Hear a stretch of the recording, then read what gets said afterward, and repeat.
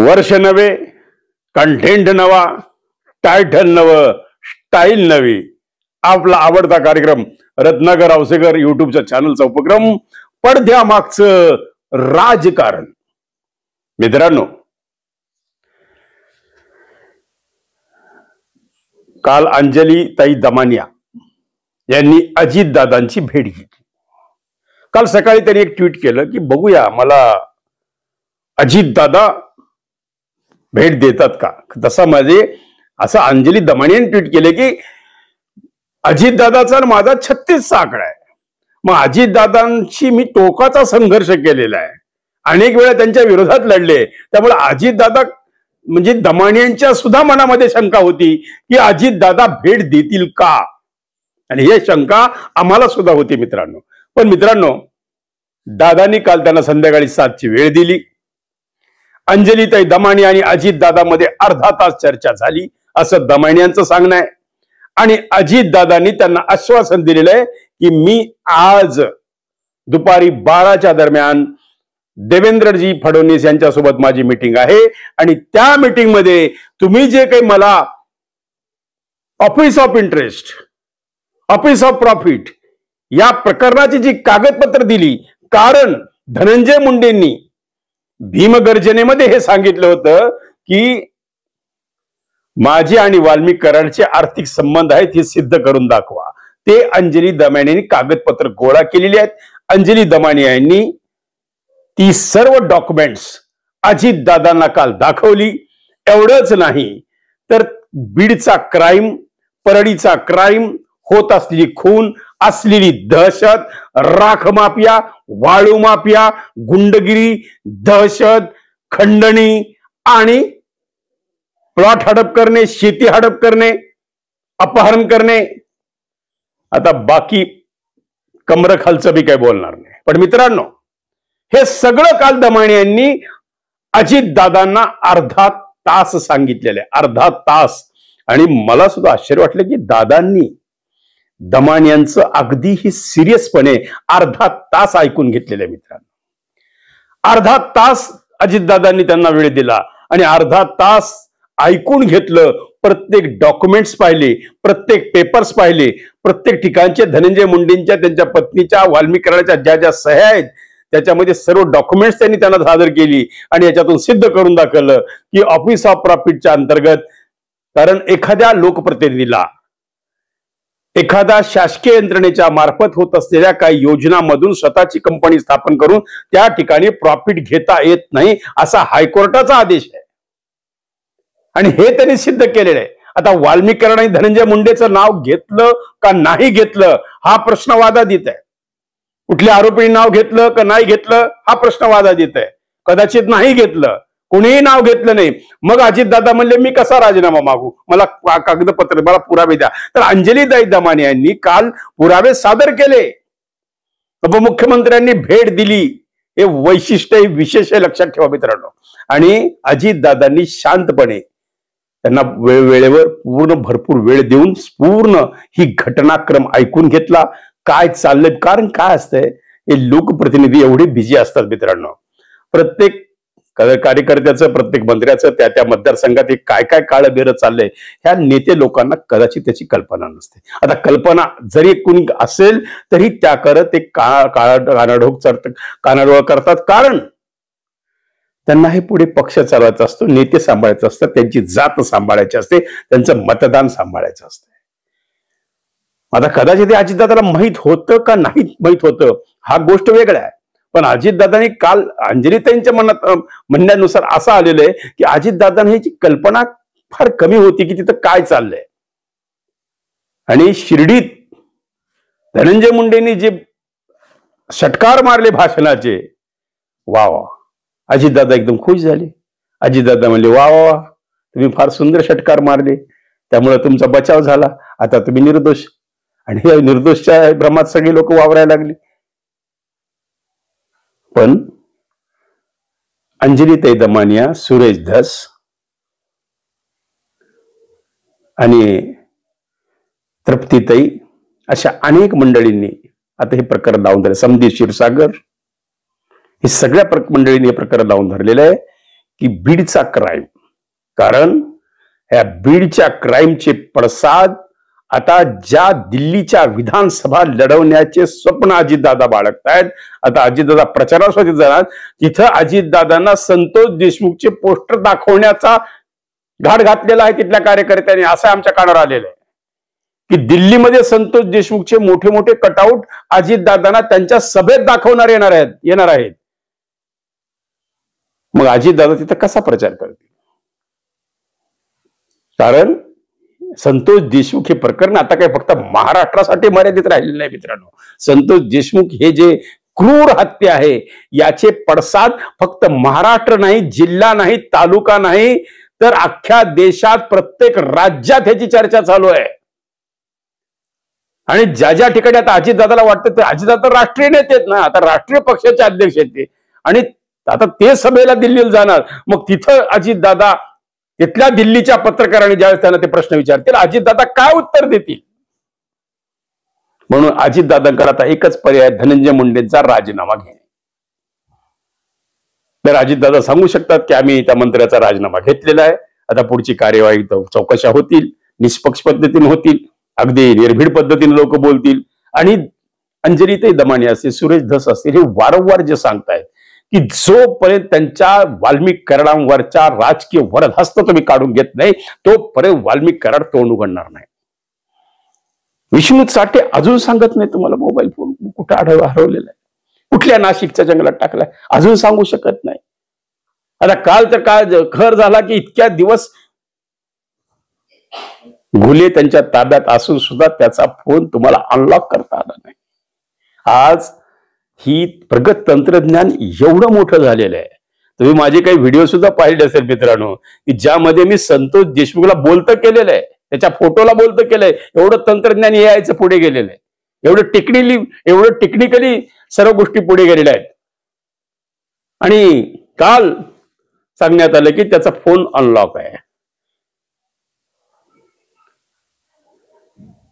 मित्रांनो, विचार करण्यासारखी गोष्ट आहे.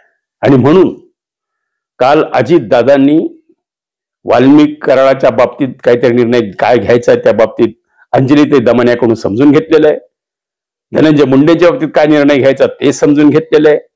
आणि हे प्रकरण किती गांभीर्याने त्यांनी घेतलंय हे काल दमानियांच्या बोलण्यातून आम्हाला अंदाज आलेला आहे की अजितदादा आता थोडे सिरियस झालेले आहेत, गांभीर्य घेतलेलं आहे. मुख्यमंत्र्यांनी घेतलंय का नाही माहित नाही, पण अजितदादांच्या कालच्या त्यांनी दिलेला वेळ आणि समजून घेतलेल्या घटना, सगळे रील्स पाहिली, व्हिडिओ पाहिली, डॉक्युमेंट्स पाहिले, डिजिटल डॉक्युमेंट्स पाहिले, प्रूफ पाहिले, काय सगळ्यांचे मनोगत पाहिले, इथली परिस्थिती ऐकून घेतली, त्यांच्याशी जवळपास 20 ते 30 मिनिट चर्चा केली आणि सगळं समजून घेऊन दमानियांना त्यांनी शब्द दिला की मी मुख्यमंत्र्यांना ही गोष्ट बोलून आम्ही सर्व बसून या सर्व पक्षी हा निर्णय करू. काही सूचक विधानं सुद्धा चंद्रकांत दादा पाटलांनी केलेली आहेत की घेऊ शकतात राजीनामा धनंजय मुंडेंचा. मग आता कदाचित अशी शक्यता अशी वाटायला लागलेली आहे की 1-2 दिवसात धनंजय मुंडेंचा राजीनामा येऊ शकतो का, असं वाटायला लागलेलं आहे मित्रांनो कुठंतरी. कारण आता याच्यामध्ये बरेचसे लोक इन्व्हॉल्व्ह व्हायला लागलेले आहेत.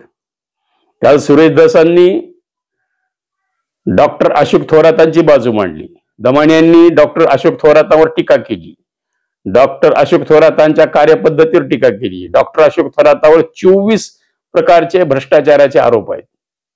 3.5 वर्ष चौकशी चालू आहे, अजून काहीच नाही. तर डॉक्टर अशोक थोरातांना कोणाचा आधार आहे, यामध्ये कोणतं राजकारण आहे?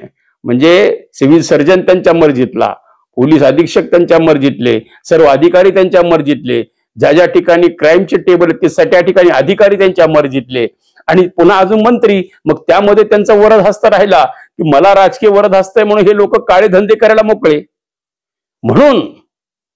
म्हणून हा आक्रोश, जनतेचा आक्रोश, 14 कोटी जनतेचा आक्रोश काल अजितदादांनी ऐकून घेतला आणि हे आक्रोश ऐकून अजितदादाचे होश उडाले. त्यामुळं आम्ही जे टायटल दिलंय की भेट झाली पक्की आणि राजीनामाचा घाट आहे नक्की, आणि आता कोण कोण गुन्हेगार जेलमध्ये जाऊन पिसणार चक्की. म्हणून पक्की, नक्की आणि चक्की. हो, म्हणून हे सगळं जे काही चाललेलं राजकारण मित्रांनो, सर्व आता आक्रोश रूपी जनता. आणि हे जर समजा या उपर एवढे दरीत अंजलीताईंनी हे सांगितले की या उपर जर तुम्ही राजीनामा नाही घेतला तरी त्यांनी पुढे सुद्धा काय करणार हे सांगून टाकलेले मित्रांनो. आणि त्यामुळं हे प्रकरण आता कुठं थंड बस्त्यात जाईल. मी काल म्हणालो की थंड बस्त्यात जाईल तर काय मला शंका वाटत होती मित्रांनो. मी म्हणालो सुद्धा तुम्हाला की हे प्रकरण थंड बस्त्यात जाईल का ही भीती वाटत. काल ज्यावेळेस अचानक अजितदादांना त्यांनी भेटण्याचा निर्णय घेतला, कारण अजितदादा आता दिल्लीच्या दौऱ्यावर जात आहेत प्रचाराला, तर त्या ठिकाणी अजितदादा दिल्लीच्या पत्रकारांसमोर काय सांगतील. आता दिल्लीच्या पत्रकारांना द्यायला जात अजितदादांना उत्तर तयार ठेवावे लागतील. आणि राष्ट्रवादीतली ही गुंडागर्दी, पुण्यातल्या एका म्हणजे लोकप्रतिनिधीने केलेली मारहाण, तिथं होत असलेल्या घटना, आणि त्या प्रत्येक ठिकाणी गुन्हेगार म्हणून राष्ट्रवादीचेच कार्यकर्ते काय येत आहेत हा प्रश्न महाराष्ट्रातल्या 14 करोड जनतेला पडतोय मित्रांनो. आणि त्यामुळे कुठेतरी आता अजितदादांना ही गोष्ट मनावर घ्यावी लागणार आहे आणि धनंजय मुंडेंच्या राजीनाम्याच्या बाबतीत गांभीर्याने विचार करावा लागेल, असा एक राजकीय लोकातून आवाज यायला लागलेला आहे मित्रांनो. त्यांचेच पक्षाचे लोक बोलतायत, राष्ट्रवादीचेच लोक बोलतायत. फक्त त्यांनी सांगितलं की आमचं नाव सांगू नका कारण आम्हाला पक्षाची काही बंधनं आहेत. म्हणजे त्यांच्याच पक्षातून आता विरोध व्हायला लागलेला आहे. आमदार, सत्ताधारी महायुतीचेच आमदार सांगायला लागले की काही करा, ताबडतोब धनंजय मुंडेंचा राजीनामा घ्या. आणि हे वादळ आता थांबल असं सध्या तरी कोणत्या राजकीय पत्रकारांना वाटत नाही. कारण ज्या पद्धतीनं सुरेश दररोज एक नवीन प्रकरण, तर कालच अजून नवीन प्रकरण आलंय, एका सौरभ नावाच्या 28 वर्षात तरुणाला पाण्यात बुडवून मारलेले. तो महादेव मुंडेचा तहसील समोर झालेला मर्डर तो वेगळाच आहे. अजून कोण एक सौरभ म्हणून की त्याला पाण्यात बुडून त्या 28 वर्षात तरुणा, त्याच्या वडील आता त्याच्या पुढे आहे. म्हणजे दररोज एक प्रकरण दररोज बाहेर यायला लागलेलं आहे. कशाचं मळवट भरलंय?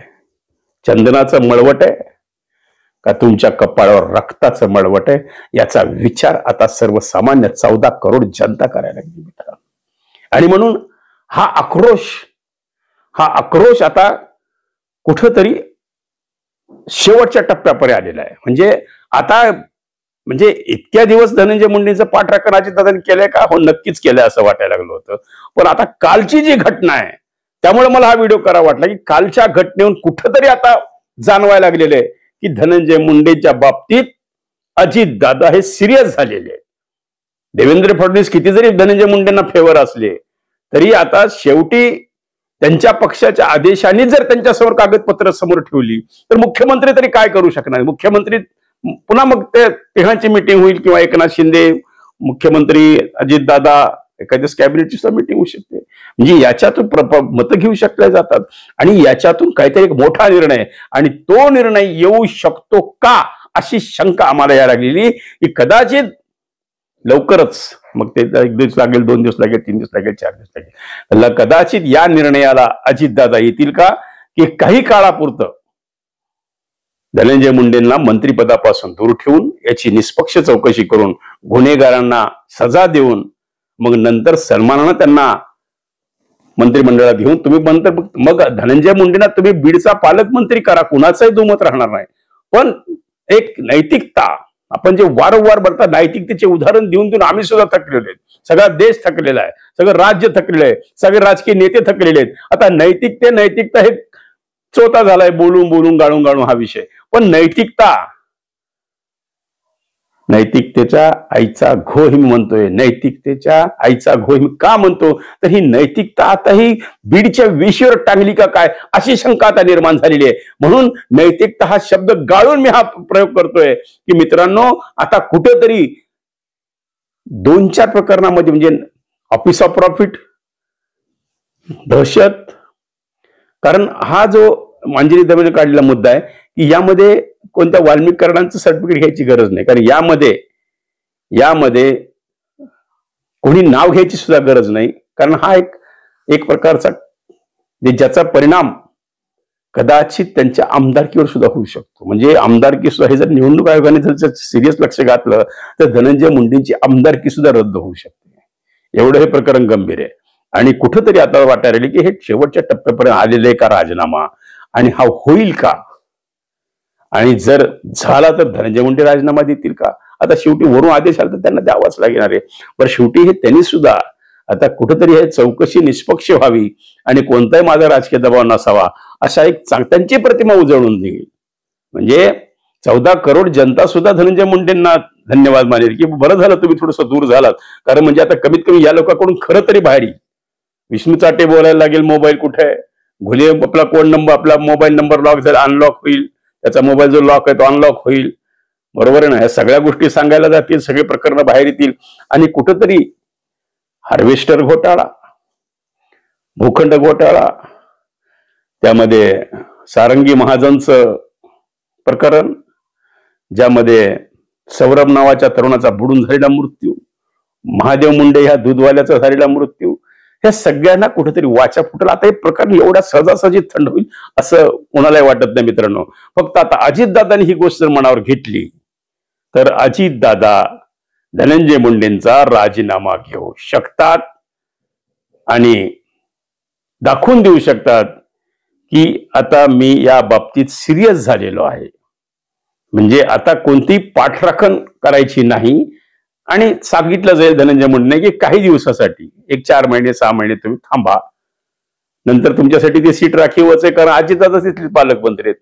मग पुन्हा हे सगळं जिकडं तिकडं गुन्हेगारांना सजा झाली, थोडंसं वातावरण शांत झालं की धनंजय मुंडेंना पुन्हा पालकमंत्री म्हणून बसवतील असा एक राजकीय अंदाज आम्हाला असं वाटतो मित्रांनो.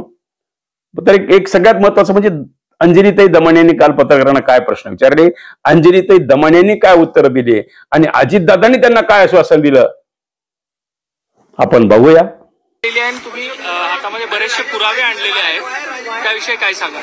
कसं आहे की मी जवळजवळ 25 ते 30 मिनिटं आमची भेट झाली आणि मी त्यांचं म्हणणं होतं आधी की जे बीडला झालंय ते अतिशय माणुसकीच्या याला काळीमा फासणारं असं कृत्य आहे आणि त्याचं मी कुठेही समर्थन करत नाही.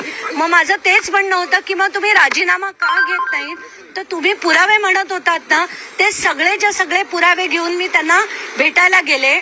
आज त्यांना मी दाखवलंय की कसं धनंजय मुंडे, राजश्री मुंडे आणि वाल्मिक कराड यांचे एकत्र बिझनेसेस कसे आहेत, त्यांच्या कंपन्यांमध्ये आर्थिक नफा कसा मिळतोय आणि कसं ऑफिस ऑफ प्रॉफिट मध्ये हे सगळं बसतंय. आणि म्हणून तुम्ही कुठल्याही परिस्थितीत त्यांचा राजीनामा घेतला पाहिजे. त्यासाठी मी त्यांना मिनिस्ट्री ऑफ होम अफेअर्स यांनी जे डायरेक्शन्स दिले होते MLA आणि मंत्र्यांसाठी ते दाखवले. त्या व्यतिरिक्त जे रिप्रेझेंटेशन ऑफ पीपल्स ऍक्ट 1951 याच्याप्रमाणे 102(1)(a) आणि 191 हे 2 आर्टिकल्स ज्याच्यात सरळ सरळ लिहिलंय की कुठलाही आमदार किंवा मंत्री स्वतःसाठी किंवा त्याच्या घरच्यांसाठी आर्थिक नफा मिळवू शकत नाही. तर महाजनको कडनं यांना कसा नफा मिळतोय हे पेपर्स दाखवले. त्यानंतर त्यांना मी त्यांची असलेली दहशत आणि त्यांचे असलेले सो कॉल्ड समर्थक, जे समर्थक नाही आहेत पण ते दहशतवादी आहेत अक्षरशः, म्हणजे त्यांनी इतक्या मोठ्या प्रमाणावर जी बीडमध्ये दहशत केली आहे त्याचे सगळेच्या सगळे फोटो रील्स अगदी शांतपणे त्यांनी बघून घेतले.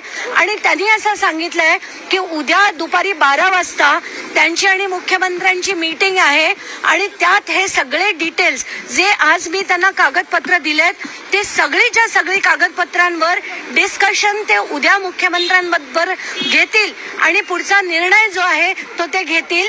मला खात्री आहे की लोकांची म्हणजे जनभावना आहे, जनतेचा आक्रोश आहे आणि या व्यतिरिक्त खरंच ते जे कृत्य केलं गेलं ते इतकं निर्घृण होतं की आता महाराष्ट्रात अशा कृत्यांना कुठेही कोणीही थारा देऊ नये.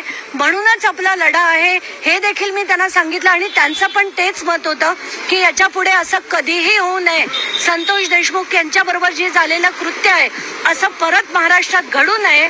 म्हणून मी म्हटलं की धनंजय मुंडे यांचा राजीनामा हा तातडीने घेणं आवश्यक आहे. उद्या दुपारी मुख्यमंत्र्यांना भेटून हे सगळे कागदपत्र दाखवतो आणि योग्य तो निर्णय घेऊ, एकत्रितपणे घेऊ असं त्यांचं म्हणणं आहे. आता बघूया आपण ते काय निर्णय घेतात. धनंजय मुंडे यांच्या राजीनाम्यासाठी तुम्ही आग्रही होतात, आता दादांची भेट झालेली आहे, तुम्ही आता समाधानी आहात का? आत्ताच्या घटकेला त्यांनी ज्या पद्धतीने सगळं बघून घेतलं, समजून घेतलं, कारण त्यांना अनेक गोष्टी याच्यातल्या माहिती देखील नव्हत्या, त्या सगळ्याचे पेपर्स मी त्यांना दाखवले. आणि या व्यतिरिक्त जे रील्स तिकडे बीडमध्ये कशी मोठ्या प्रमाणावर दहशत आहे, हे सगळे मिळून काय करतात, मग ते सुदर्शन घुले असो, विष्णू चाटे असो, ज्यांची सगळ्यांची कशी मिली बघत आहे आणि कसं ते लोकांना दाबतायत, सामान्य माणसाला जगणं कसं कठीण आहे, हे सगळं दाखवलं. आणि याच्या पुढे असे राजकारणी महाराष्ट्रात नको, म्हणूनच मी त्यांना विनंती केली की यांचा तातडीने तुम्ही राजीनामा घ्या, त्याचं इन्व्हेस्टिगेशन पूर्ण होऊ दे, सगळं खरं काय ते बाहेर निघेलच. धन्यवाद. अजित पवार हेच म्हणत होते की जर तपासात काही आढळलं तर या संदर्भात आम्ही विचार करू. या भूमिकेपासून तरी ते पुढे सरकलेत का? ते आज जे त्यांना मी पेपर्स दाखवले त्याच्यानंतर कुठलीही शंका राहणं शक्यच नाही, कारण त्याच्यात मी सह्यानिशी दाखवलंय, बॅलन्स शीट्स दिल्या आहेत मी त्या कंपन्यांच्या, आणि त्याच्यावर त्या बॅलन्स शीटवर धनंजय मुंडेंची सही आहे, राजश्री मुंडे यांची सही आहे, आणि सरळ सरळ फ्लाय ॲश महाजेन्कोकडनं ते विकताना दिसत आहेत, आर्थिक नफा त्यांना मिळतोय. आणि ह्या कंपनीमध्ये तिघही आहेत, धनंजय मुंडे आहेत, राजश्री मुंडे आणि वाल्मिक कराड देखील आहेत.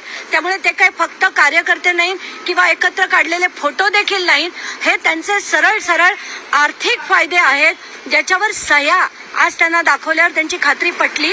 आणि जसं मी म्हटलं, रिप्रेझेंटेशन ऑफ पीपल्स ऍक्ट आणि कॉन्स्टिट्यूशन मधल्या दोन प्रोव्हिजन्स 102(1)(a) आणि 191 या प्रोव्हिजन्स दाखवल्या. मिनिस्ट्री ऑफ होम अफेअर्स नी केलेलं जे डिटेलिंग होतं की असं ऑफिस ऑफ प्रॉफिट कुठलाही आमदार किंवा मंत्री मिळवू शकत नाही, हे जेव्हा दिसलं तेव्हा ते म्हणाले हे गंभीर आहे आणि मी उद्या मुख्यमंत्र्यांबरोबर याची चर्चा करेन.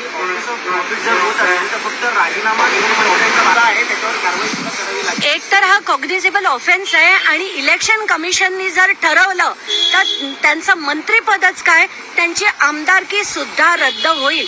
आणि हे होताना मला दिसतंय, जर यांनी आज कारवाई केली नाही तर मी सीजनकडे ऑलरेडी पत्र लिहिलेलं आहे आणि त्यांच्याकडनं याला सुओ मोटो पिटिशन दाखल करून घेण्याची विनंती देखील मी केलेली आहे. राजीनामा घेतला नाही तर काय भूमिका असेल? राजीनामा घेतला नाही तर काय भूमिका असेल?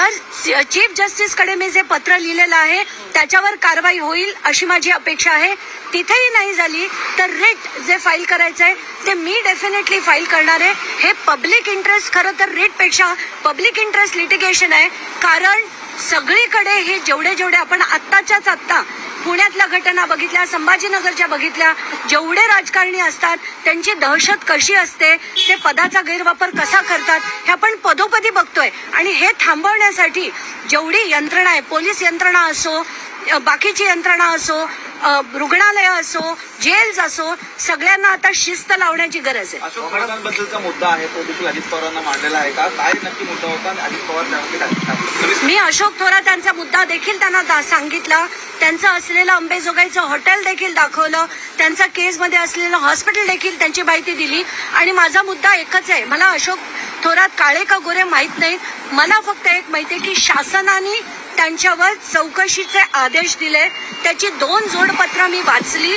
पहिल्या जोडपत्रात 12 आरोप आहेत, सगळे गंभीर आहेत. दुसऱ्या जोडपत्रात 12, असे 24 आरोप त्यांच्यावर शासनाने लावले आहेत. 3.5 वर्ष गेले, त्याची चौकशी चालली आहे, पण ती चौकशी अजून संपलेली नाही. म्हणून त्यांनी 2दा VRSचा अर्ज केला, तो देखील फेटाळला गेला. त्याच्यात किती तथ्य आहे ते त्यांनी शोधावं. यंत्रणा त्यांच्या हातात आहेत, माझ्या हातात नाही. पुरावे देणं माझं काम आहे, ते मी केलेलं आहे. अंजलीताई, तुम्ही एकंदरीत सुरुवातीपासून तुम्हाला या प्रकरणात धमक्या पण मिळाल्या होत्या. या प्रकरणात आता पक्षप्रमुख म्हणून अजित पवार तुम्हाला न्याय देतील असं वाटतंय का? तुम्ही राजीनाम्याची मागणी करताय? आज अतिशय गंभीरपणे त्यांनी प्रत्येक गोष्ट ऐकली आणि प्रत्येक गोष्ट त्यांनी रील्स पासनं, फोटोग्राफ्स पासनं, पेपर्स पासनं सगळं अतिशय गंभीरपणे त्यांनी बघितलंय. याचा अर्थ ते आता जर एवढं दाखवून सुद्धा जर त्यांनी कारवाई नाही केली तर ते अतिशय चुकीचं घडेल आणि ते करतील अशी अपेक्षा नक्कीच आहे. कारण मी त्यांच्या विरुद्ध टोकाची भूमिका घेऊन लढली आहे. 36चा आकडा आहे माझा आणि अजित पवारांचा, पण भ्रष्टाचार हा वेगळा असतो. हे जे कृत्य आहे ना ते किळसवाणी होतं, क्रूर होतं आणि हे घडू नये आणि महाराष्ट्राला ही दिशा मिळू नये म्हणून मी आज अजित पवारांची भेट घेतली. सौरभ भोंडवे हत्या प्रकरणात सौरभ भोंडवेच्या हत्या प्रकरणात हत्या केलं होतं. सौरभ भोंडवे हत्या प्रकरणात सौरभ नावाचा 28 वर्षाचा मुलगा त्याला तलावात बुडवून मारण्यात आलं. त्याच्या वडिलांनी 15 ऑगस्ट दिवशी त्याला त्याची बॉडी मिळाली, ती तलावातनं काढली गेली आणि त्यानंतर जेव्हा याच्यावर चौकशी करण्यासाठी कंप्लेंट द्यायला त्याचे वडील गेले तर अनमोल केदार नावाच्या निरीक्षकांनी त्यांची कंप्लेंट सुद्धा घेतली नाही, कारण त्यांना वाल्मिक कराड यांचा फोन आला असं सौरभच्या वडिलांनी मला सांगितलंय आणि ही कंप्लेंट घेतली गेली नाही फक्त त्यांच्या फोनवरनं. ते याच्याच वरनं कळतंय की पोलीस यंत्रणेवरचा जो कंट्रोल आहे तो वाल्मिक कराड यांचा कसा होता. आताच्या घटनेला त्यांचं स्टेटमेंट घेतलंय पण कारवाई मात्र झालेली नाही.